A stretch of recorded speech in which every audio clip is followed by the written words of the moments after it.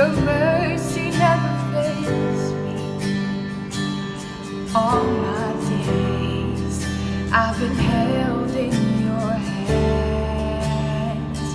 From the moment that I wake up till I lay my head, I will sing of the goodness of God. All my life you have been faithful, and all my life you have been so good. With every breath that I am able, oh, I will sing of the goodness of God. I love your voice. You have led me through the fire, the darkness night. You are close like no other. I've known you as a father. I've known you as a friend. Oh, I will sing of the goodness of God. And all my life you have been faithful. And all my life you have been so good. With every breath that I am able, I will sing of the goodness of God. Yeah, your goodness is running after, it's running after me. Your goodness is running after, it's running after me. With my life laid down, I'm surrendered now. I give you everything. Your goodness is running after, it's running after me. Your goodness is running after, it's running after me. Your goodness is running after, it's running after me. With my life laid down, I'm surrendered now. I give you everything. Your goodness is running after, it's running after me.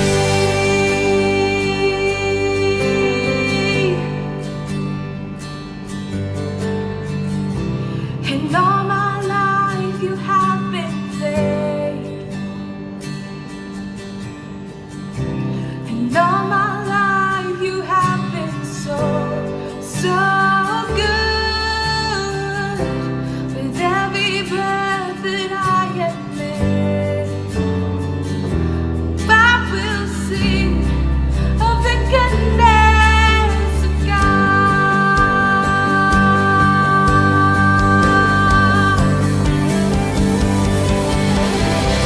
And all my life you have been faithful.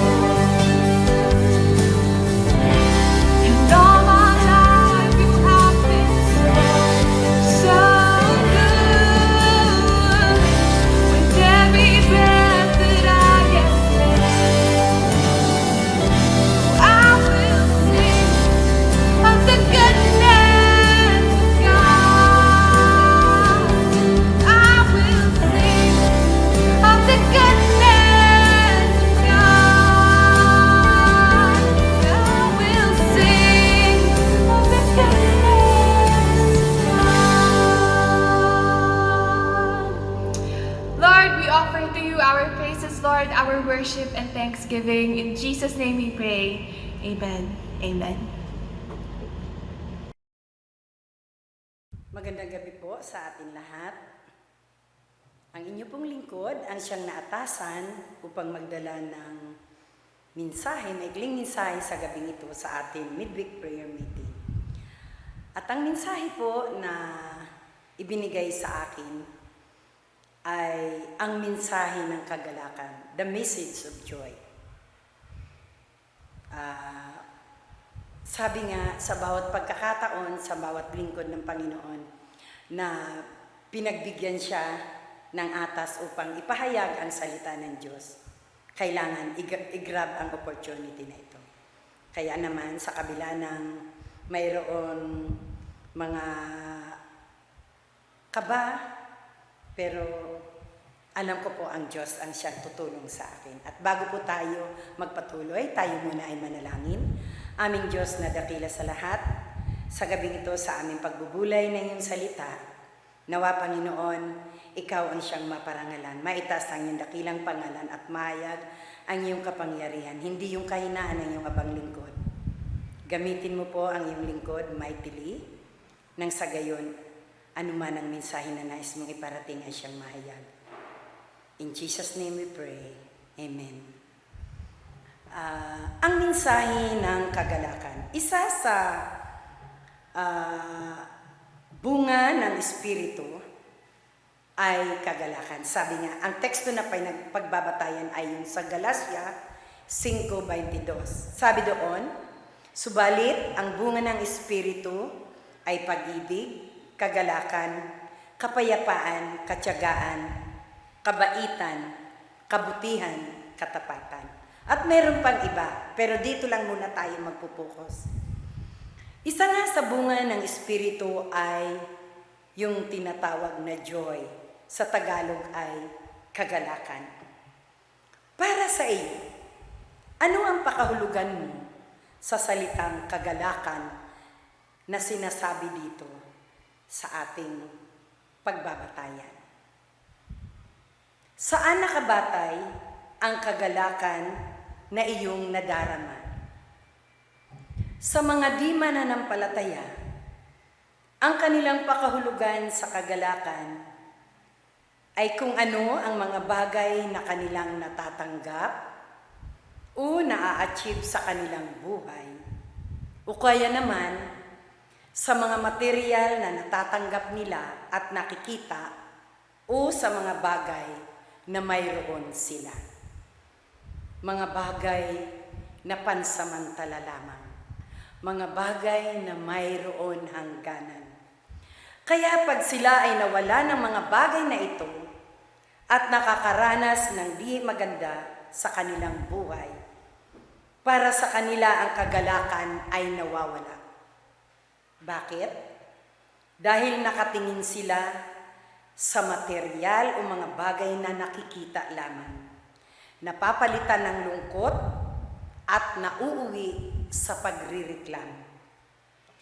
Sa mga anak ng Diyos o mga mananampalataya, iba ang kagalakan na nararamdaman o iba ang pagtingin sa joy na sinasabi dito. Kaya naman, kahit siya ay mayroon karamdaman, meron siyang pinagdadaanan na hindi maganda, nagpupuri pa rin siya sa Diyos. Hindi nawawala sa puso niya ang kagalakan. Dahil hindi ito nakabatay sa mga bagay na pansamantala. Kaya anuman sitwasyon, mayroon ang isang mananampalataya, nandun pa rin ang kagalakan sa puso niya. Pasasalamat at pagpupuri sa Diyos na lumikha sa Kanya. Dahil hindi nakabatay sa material at pansamantalang bagay ang kanyang buhay, kundi sa salita ng Diyos at sa kanyang pananampalataya sa Panginoon. Amen po ba, mga kapatid? Ang kagalakan mula sa Diyos at di sa mga bagay na may hangganan. Kaya naman, di ba may awit tayo? The joy of the Lord is my strength. Dahil ang kagalakan na ito ang nagbibigay sa atin ng lakas upang sa ating mga panghihina tayo ay babangon sapagkat ito ang nagbibigay sa atin ng lakas. Sabi nga, biblical joy is knowing Jesus and rejoicing in Him. knowing Jesus and rejoicing in Him. Kaya nga yung iba, yung hindi mananampalataya, sabi, ang mga Kristiyano parang baliw. Dahil nga may sakit na, habang umaawit at naiyak, nandun yung pagpupuri sa Diyos. Dahil yung joy na nasa puso, yun yung nagdadrive sa Kanya para magpuri at magpasalamat sa Panginoon. Rejoicing in Him. Marami sa banal na kasulatan ang magagandang halimbawa sa sinasabi na kagalakan mula sa Diyos. Ang salmistang si David, sa kabila ng mga paghihirap o kahirapan na dinanas niya sa kamay ni Haring Saul, dahil gusto siyang patayin ito, di nawala ang kagalakan at pagpupuri niya sa Diyos. Maging yung mga kahihiyan na kanyang dinanas, yung kanyang kalungkutan, nang dahil sa kanyang kasalanan, nung pag-interesan niya si Bathsheba. Matapos siyang magpakumbaba sa Panginoon, humingi ng tawad. Ang kagalakan mula sa Diyos ay nanumbalik sa kanyang puso. Hindi nawala ito. Ang isa pang kwento sa banal na kasulatan tungkol sa kagalakan na mula sa Diyos ay ang kwento tungkol sa alibughang anak sa Lucas 15. Na sa halip na itakwil ng isang ama ang kanyang suwail na anak, hindi ito ang nakita yung kasamaan ng kanyang alibughang anak, kundi nandoon sa puso niya ang nag-uumapaw na kagalakan dahil nakita niya muli ang kanyang anak na matagal nang nawala sa kanya. The joy for the lost being found. Ito yung kagalakan na sinasabi na mula sa Diyos. Hindi yung pangit na pangyayari o pangit na bagay ang nakikita, bagkus yung kagalakan na mula sa Diyos na yung maliliit na bagay, maging ito man ay nagdadanas ng hirap. Ang kagalakan na nagdudulot ay yung salita ni Kristo. Marami pang halimbawa sa sinasabi na biblical joy. Kaya nga, knowing Jesus and rejoicing in Him, ito yung talagang joy na nararamdaman ng isang mananampalataya. Ngayon, para sa iyo, paano po ba tayo nagkakaroon ng lubos na kagalakan sa puso natin? Dito po ay mayroon tayong 3 puntos. Una po, dahil sa biyaya ng espiritual na buhay. The blessing of spiritual life. Sabi sa unang Pedro 1:5-6, sapagkat kayo'y sumampalataya, iingatan kayo ng kapangyarihan ng Diyos. Samantalang hinihintay ninyo ang kaligtasang nakalaang iayag sa katapusan ng panahon. Ito'y dapat ninyong ikagalak. Bagamat, maaaring magdanas muna kayo ng iba't ibang pagsubok sa loob ng maikling panahon. The blessing of spiritual life. Nang tayo ay di pa mananampalataya, tayo ay nabubuhay sa madilim na pamumuhay. Tayo ay marumi dahil sa kasalanan. Bilang mga makasalanan, ang hatol ay kamatayan, spiritual death, habang buhay na pagkahiwalay sa Diyos. Marami tayong hindi magagandang bagay na nararanasan na tila bagang wala ng pag-asa pa. Subalit, dahil sa pag-ibig ng Diyos, ibinigay niya ang kanyang bugtong na anak na si Jesus upang tayo ay iligtas sa hatol na kamatayan dahil sa ating mga kasalanan. Namatay siya doon sa krus para sa ating ikaliligtas. At dahil sa ating pananampalataya kay Kristo Jesus, tayo ay naligtas. Kaya naman, ito ang naging bunga ng ating pag-asa na nagdudulot ng nag-uumapaw na kagalakan sa ating puso. Dahil nagkaroon ng liwanag ang ating pamumuhay. Nagkaroon ng liwanag ang ating buhay. Liwanag mula kay Kristo na siyang nagbibigay ng liwanag sa daan na ating tinatahak. Kaya kahit anong problema, paghihirap, karamdaman at anumang di magaganda na ating nararanasan sa buhay, di nawawala sa ating puso ang kagalakan dahil sa pag-ibig, pag-asa at kaligtasan na dulot ni Kristo at maging sa eternal life na ating hinaharap. Our goal as Christian is to enjoy our eternal life. Hindi kasi dito yung ating talagang dapat panghabang buhay na kalalagyan. Meron tayong pangwalang hanggan na titirhan. Iyon yung nagbibigay sa atin ng pag-asa, yung ating eternal life na ating i-enjoy pagdating ng panahon. Pangalawang puntos, dahil sa nakalulugod na salita ng Diyos, the delight of God's Word. Sabi sa Jeremias 15:16, nagsalita ka sa akin at pinakinggan kita mabuti. Ang mga salita mo'y aking kagalakan. Ako'y sa iyo, Yahweh, Diyos na makapangyarihan sa lahat.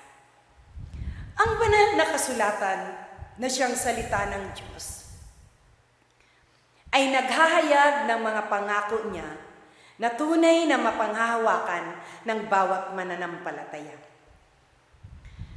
From cover to cover, ang banal na kasulatan ay punong-puno ng mga pangako ng Diyos.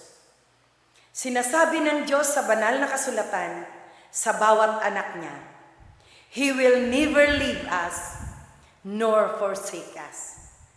Ito ang magbibigay sa atin ng lakas, ng kapayapaan, pag-asa at kagalakan sa puso natin, ang mga pangako niya ayon sa kanyang salita.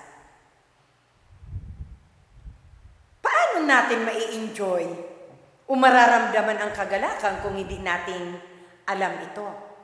Kaya dapat alam natin ito nang sa gayon, tayo ay huwag manlupaypay, bagkos maging victorious tayo sa buhay at di nanghihina.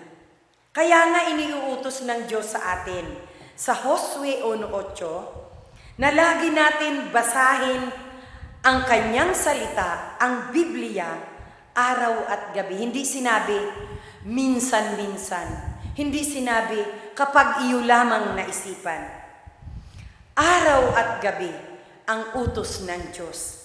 Dahil magdudulot ito ng nag-uumapaw na kagalakan sa puso natin, dulot ng mga pangako ng Diyos ayon sa kanyang salita. Kung hindi po ako nagkakamali, 365 po yung pangako ng Diyos na mababasa natin sa kanyang banal na salita. Iyon yung pangalawang puntos. Pangatlong puntos po, dahil sa pag-ibig ng Diyos, because of the love of Christ. Sino ang hindi nakakaalam ng Juan 3:16? Siguro naman kahit bata, kasi ano pa lamang Sunday schooler pa lang, alam na natin to, na John 3:16, for God so loved the world that He gave His only begotten Son, di ba? Sino ang makapag-aalay ng kanyang buhay para sa ibang tao? Wala, ni isa. Kasi ang kanyang buhay ay iingatan niya dahil alam niya, nag-iisa lang yun.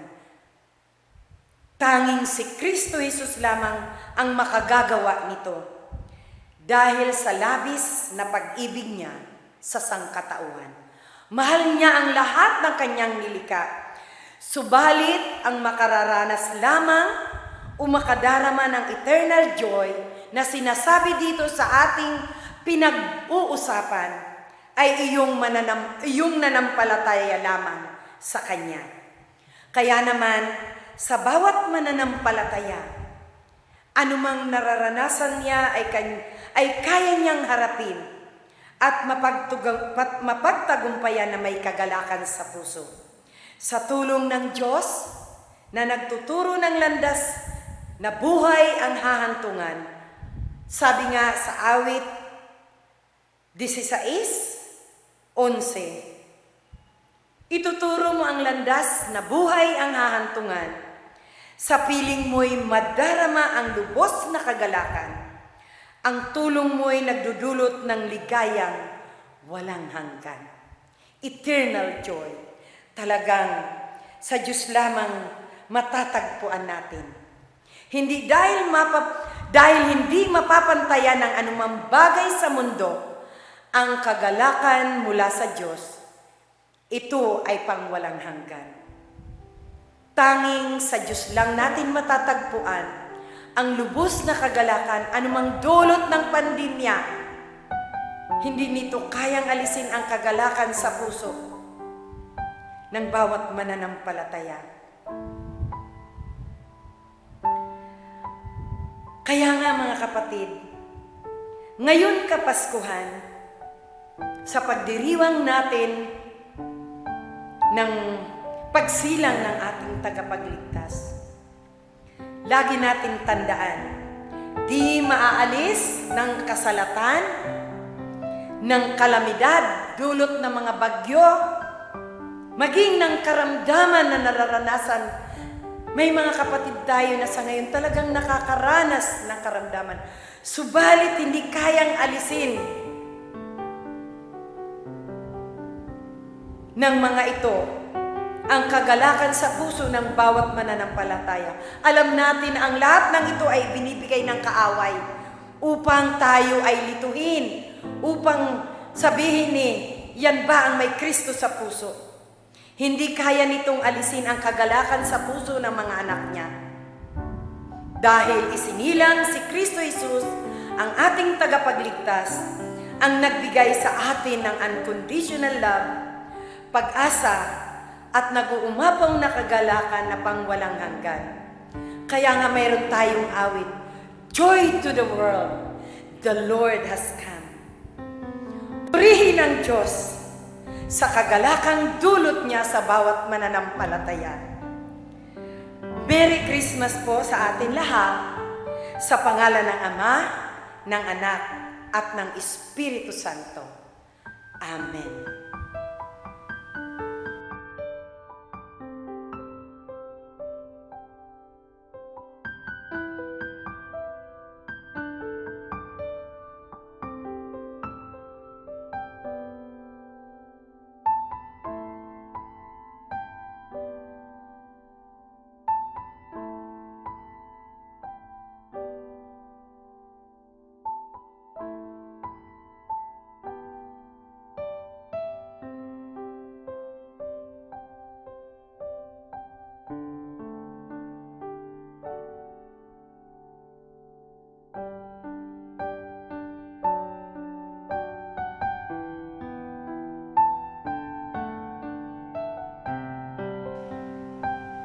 Tayo po'y dumulog sa ating Panginoon.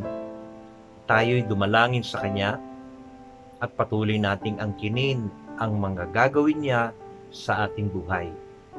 Magpasalamat tayo sa Kanya sa maraming pagkakataon na Kanyang ipinagkaloob sa atin sa nakaaraang 2021. Purihin natin ang Panginoon. Tayo po'y manalangin. Makapangyarihang Diyos, salamat po sa iyo. Salamat sa iyong kabaitan, kabutihan, pagpapala, at patuloy na paggabay mo sa amin.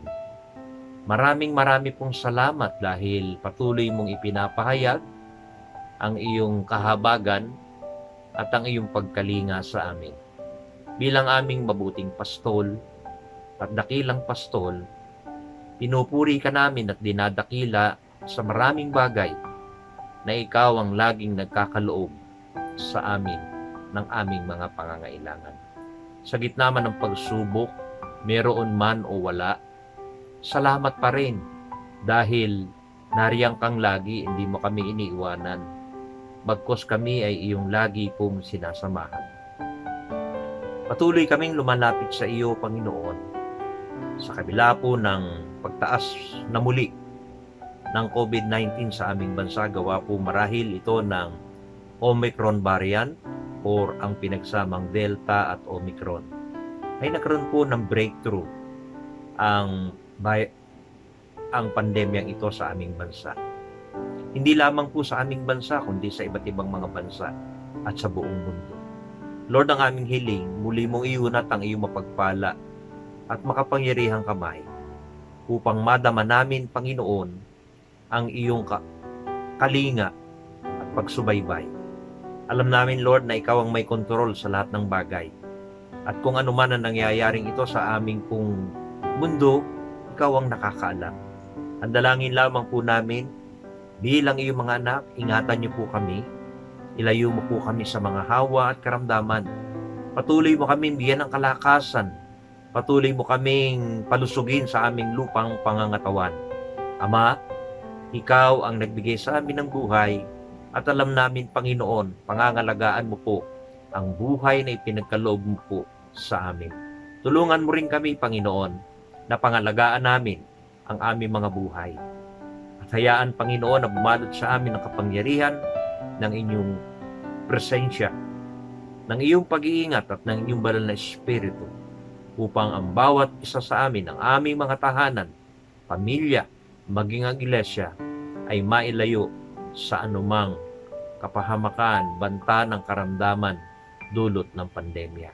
Ngayon po ay magkaroon ka lang ng sipon, medyo delikado na, Panginoon. Kaya nga po, hinihiling po namin sa iyo na alisin mo po sa amin mga sintomas na ito, ang pagsakit ng ulo, sipon, ubo, paggiginaw, at maging yung pong pagkawala po ng panlasa. Lord, hinihiling namin, bigyan mo kami ng lakas. Ang aming immune system ay patuloy mong palalakasin, Panginoon. Bagamat kami ay nakapag second dose pa lamang at wala pa pong booster sa amin ng iba, hinihiling po namin na ingatan po kami. Ganon din naman, Lord, dinadalangin namin ang mga may sakit, may mga karamdaman, patuloy mo rin po silang pagagalingin. Pagkaloob sa kanila ang iyong kapangyarihan, ang iyong kalinga at pagsubaybay. Sa gitna ng kanilang nararamdaman, nihiling po namin, Panginoon, ang iyong pagpapagaling at pagpapalakas sa kanila. Dalangin namin, Ama, na lagi mo po kaming sasamahan. Ama, patawa din kung ano man ang amin naging kakulangan sa iyo. Sorry, Lord, sa lahat. At sa mga pagkakataon nito, dinadalangin po namin, muli ay magkasama-sama kami sa normal na pamaraan ng aming pagsamba sa iyo. Tulungan mo kami, Ama. Bantayan mo ang aming mga tahanan sa pamagitan ng iyong mga anghel. Ang iglesia ay iyong patuloy na sasamahan. Salamat po ng maraming sa iyo. Salamat din sa iyong salita na aming napakinggan. Naway ito'y magdulot sa amin ng patuloy na pag-asa at kagalakan dahil ikaw ang Diyos namin na tunay na kumakalinga at sumusubaybay sa bawat isa po sa amin. Pagpalain mo po amang banal ang aming bansa at huwag mo po, Panginoong, pabayaan ang aming mga liderato mula sa aming Pangulo. I-bless mo po ang buhay niya at ang kanyang mga cabinet members. Lahat ng leaders po namin. And i-provide mo rin, Panginoon, bagamat may bakuna na kami, provide mo po yung tamang gamot na pwede pong makapagpagaling sa mga kababayan namin na may mga karamdaman na tinamaan po ng pandemyang ito at na maging ang sa buong mundo. Salamat po ng maraming.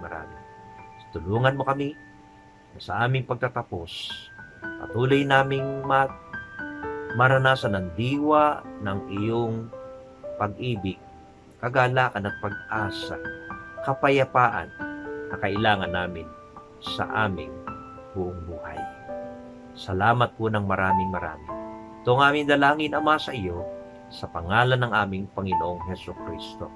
Ang kalinga, gabay ng ating Diyos, ang kanyang pagpapala at pag-iingat ay sumaatin mula ngayon magpakailanman. Amen. Amen.